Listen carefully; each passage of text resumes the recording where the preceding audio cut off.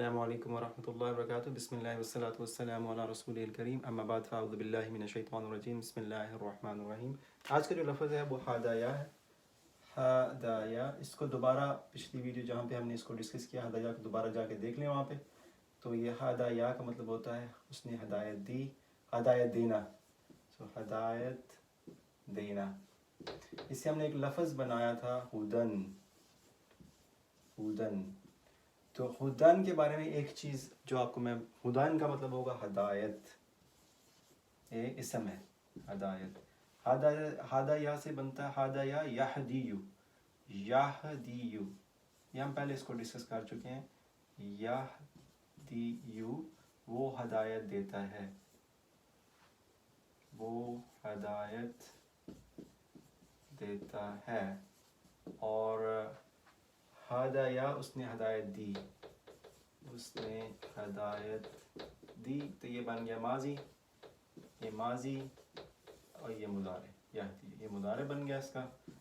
اب اس سے اسم بنا ہے ایک اسم کیا ہے اس کا؟ ہدن. اس میں جو صرف آپ کو ایک بات میں سمجھانا چاہتا ہوں یہ ہے کہ یہ مبنی اسم ہے. یاد ہوگا ہم نے مبنی اسم کا ذکر کیا تھا. مبنی اسم کون سے ہوتے ہیں؟ مبنی اسم.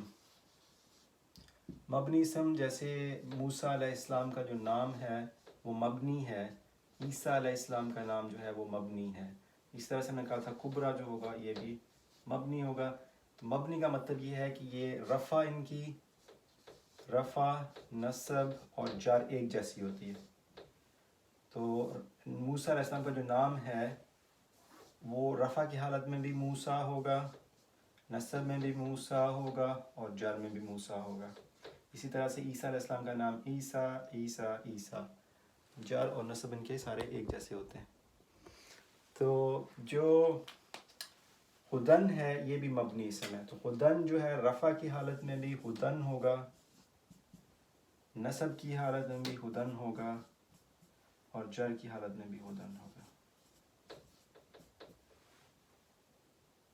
تو یہ بات اس میں یاد رکھیں. اس کا مطلب ہوگا ہدایت.